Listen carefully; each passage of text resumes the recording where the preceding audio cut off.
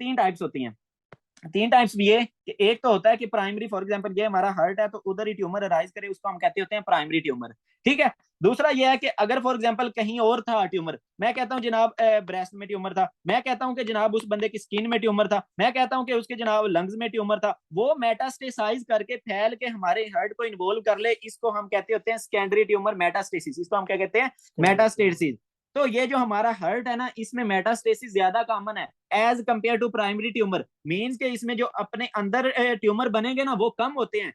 इसमें जो mostly tumour होगा वो कहीं से मेटास्टेसाइज करके आया होगा, लेकिन इसमें जो मोस्ट कॉमन होता है वो स्किन से होता है। स्किन का कैंसर हमारे हार्ट की तरफ बहुत ज्यादा मेटास्टेसाइज करता है। स्किन के कैंसर को हम क्या कहते हैं? मेलानोमा। दूसरा मिलेनोसाइट्स का कैंसर। मिलानोसाइट्स क्या होते हैं? आपका जो ये स्किन पे कलर आ रहा है ये मिलानोसाइट्स की वजह से है। अगर बंदा काला है इस मीन उसमें मिलानोसाइट्स ज्यादा है, अगर बंदा गोरा है तो इसमें मिलानोसाइट्स कम है। अच्छा जी, तो ये तो मैंने आप लोगों को बता दिया मेटास्टेसिस का। देन और किस तरह आप याद रख सकते हो? देखो ब्रेस्ट भी करीब है दिल के, लंग्स भी करीब है दिल के, तो ये सारी चीजें दिल के करीब है ना, तो इधर से मेटास्टेसिस हो सकती है कि नहीं हो सकती?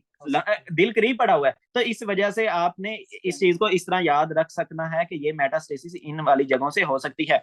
देन आगे चलते हैं, आगे आगे कि प्राइमरी ट्यूमर। प्राइमरी ट्यूमर में दो आ जाते हैं, एक मिक्सोमाज आ जाते हैं, एक रेब्डोमायोमाज आ जाते हैं। अब मिक्सोमाज का क्या सीन है? मिक्सोमाज है कि आपके मोस्टली ऊपर वाले एट्रिया में होंगे और मोस्टली एडल्ट में होंगे। इसमें आपने जस्ट ए याद रख लेना है। ए याद रखो क्या हो रहे हैं? मोस्टली एट्रिया में हो रहे हैं। कौन से एट्रिया में? आपके लेफ्ट एट्रियम में हो रहे हैं। ठीक है। और मोस्टली किस में होंगे? एडल्ट्स में होंगे। और बाकी ये जो रेब्डोमायोमाज है ये मोस्टली किस में होंगे? चिल्ड्रन का। ये मोस्टली किस में? चिल्ड्रन। चिल्ड्रन। तो अब इस चीज को पढ़ लेते हैं कि ये क्या है कि हमारे जो मिक्सोमाज हैं ये most common primary cardiac tumour हैं। कहाँ पे? आपके एडल्ट्स में। ठीक है। और 90% कहाँ पे अक्कर करेंगे? एट्रिया में। और एट्रिया में भी कहाँ पे? आपके लेफ्ट एट्रियम में। और यही एमसीक्यूज है कि ये कहाँ पे होते हैं? मोस्टली आपके लेफ्ट एट्रियम में होते हैं।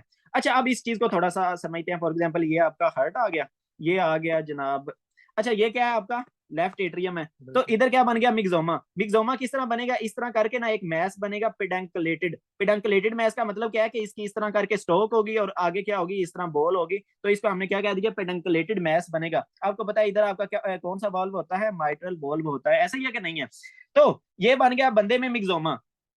तो इसमें प्रॉब्लम क्या आ रही है कि ये देखो मैस ऊपर नीचे मूव कर सकता है ना, ये तो इसी तरह बन गया जिस तरह घंटी ऊपर नीचे मूव कर सकती है। इट मीन्स के ये पोजीशन के साथ बंदे का ये आगे पीछे मूव करेगा। अब आगे पीछे मूव करना, हम क्यों इस चीज को पढ़ रहे हैं? वो ये कि जब ये देखो अगर नीचे आ जाए, अगर नीचे आ जाए तो इधर से ब्लड फ्लो को, फॉर एग्जाम्पल ये मैं कहता हूं इधर इसकी बॉल आ गई, ये ऊपर से अब इधर नीचे बॉल आ गई, तो इधर से ये ब्लड को प्रॉपरली लेफ्ट एट्रियम से लेफ्ट वेंट्रिकल में जाने देगा?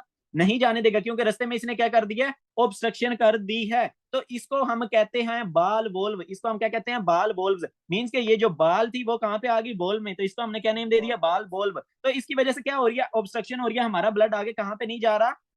लेफ्ट वेंट्रिकल में नहीं जा रहा। अब देखो लेफ्ट वेंट्रिकल में नहीं जा रहा ज्यादा ब्लड, तो हमारे मीन्स के पूरी बॉडी को ब्लड कम मिल रहा है। मीन्स के हमारा सबसे जो, हाँ एक और चीज जो आपने याद रखनी है कि कम ब्लड मिलने की वजह से सबसे पहले जो एरिया आपका इफेक्ट होता है वो होता है ब्रेन।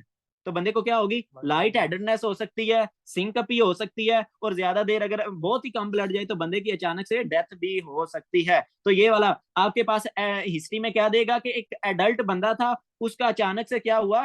डेथ होगी। जब डेथ होगी तो देन हमने उसके हार्ट को बायोप्सी करके देखा तो उसमें हमें एक मैस सा मिला। कहाँ पे मैस मिला? लेफ्ट एट्रियम में मिला। उस मैस की जब हमने बायोप्सी की तो वो क्या मिला कि उसमें ना जेलाटिनस मटेरियल था।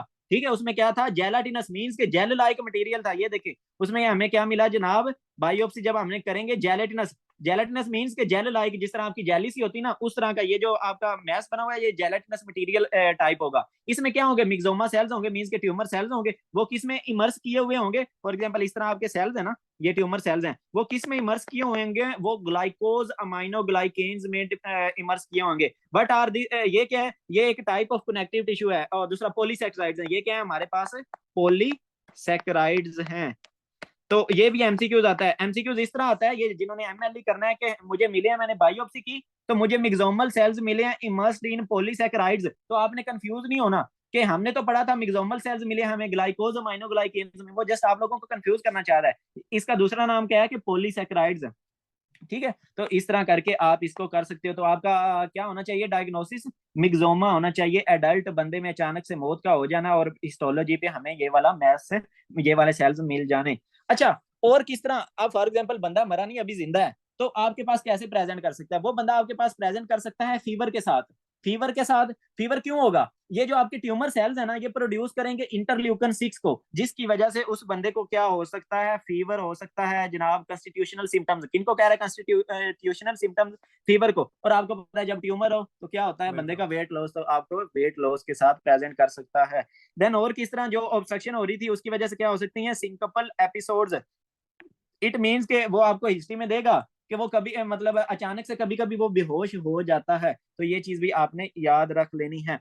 देन जब आप उस बंदे को आस्कल्टेट करोगे तो आपको एक साउंड सुनाई देगा। कौन सा साउंड? ट्यूमर प्लोप साउंड सुनाई देगा। मीन्स के ये जो ट्यूमर है ना, इसकी वजह से आपको एक साउंड सुनाई देगा। कौन सा? ट्यूमर प्लोप साउंड सुनाई देगा, जो कि मिमिक करेगा किसके साउंड को? माइटल स्टीनोसिस को। तो ये देखो, ये भी तो काम माइटल स्टीनोसिस वाले ही कर रहे हैं ना। माइटल स्टीनोसिस भी क्या कर रही थी? लेफ्ट एट्रियम से लेफ्ट वेंटिकल में ब्लड को नहीं जाने दे रही। तो ये जो मैस सा बना हुआ है, ये भी तो लेफ्ट एट्रियम से लेफ्ट वेंटिकल को, तो उसी तरह का आपको साउंड मिल जाता है। लेकिन इसका स्पेसिफिक नेम है कौन सा? ट्यूमर प्लोप साउंड मिल जाएगा आपको इस बंदे में। लेकिन जो एमएलई वाले हैं उन्होंने एक और चीज याद रखनी है, वो ये कि ये जो ऑब्स्ट्रक्शन हो रही है ना हमारे माइट्रल वोल्व की, ये पोजीशन डिपेंडेंट है। अगर बंदा खड़ा होगा, अपराइट पोजीशन में होगा, तो उसकी ये जो क्या कहते हैं ऑब्स्ट्रक्शन होगी, ये स्वेयर होगी।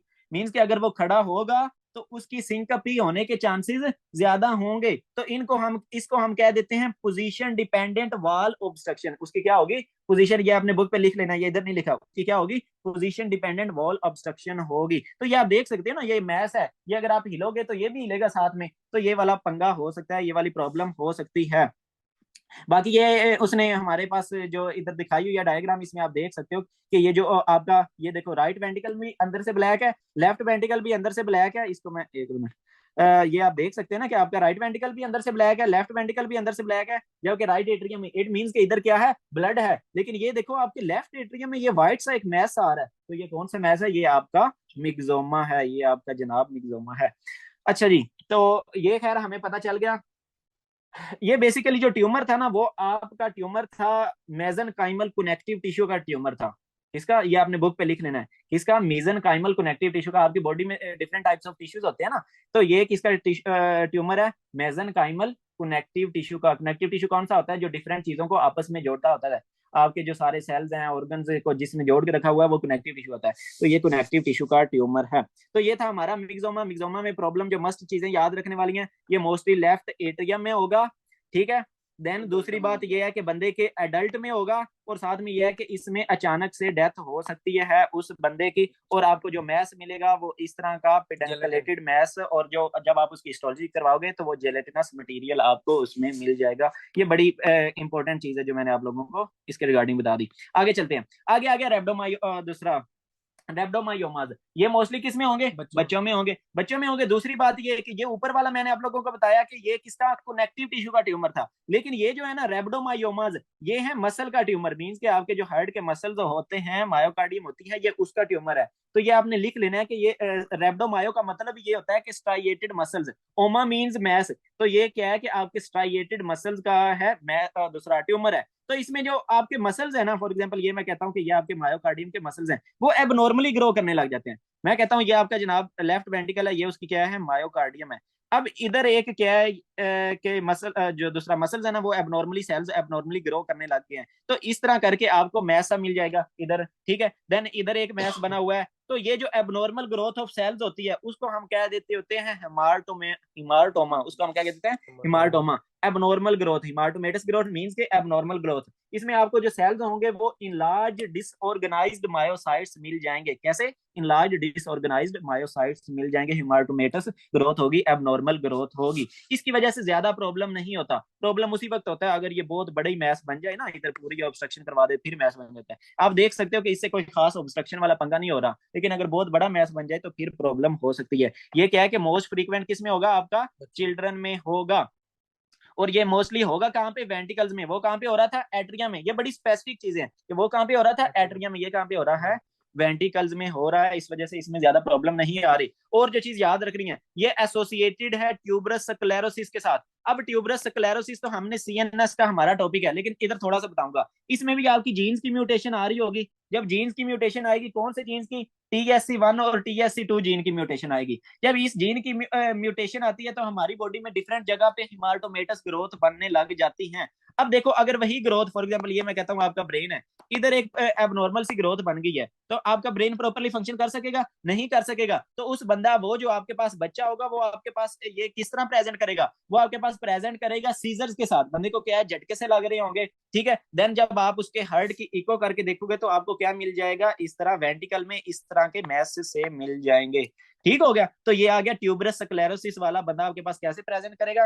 वो आपके पास प्रेजेंट कर सकता है सीजर्स के साथ प्रेजेंट कर सकता है। देन और जो चीजें हैं उसमें वो आपके पास जनाब प्रेजेंट कर सकता है। फॉर एग्जांपल ये उस बंदे का नाक होगा ना, तो ये छोटे छोटे नोड्यूल से बने हुए हैं, इनको हम कहते हैं दूसरा इनका नेम है एंजियोफाइब्रोमास। इनको हम क्या कहते हैं, एंजियोफाइब्रोमास। तो ये इस तरह के नोड्यूल से या इस तरह की बम्पी लीजन के साथ प्रेजेंट कर सकता है, जिनको हम कहते हैं एंजियोफाइब्रोमास। देन और किस तरह के ऐश लीफ स्पॉट, इस तरह की ना लीजन होंगी, मीन्स के ये देख सकते हो कि उनका कोई कलर ही नहीं है, तो ऐश लीफ स्पॉट्स, इनको हम क्या कहते हैं, ऐश लीफ स्पॉट्स।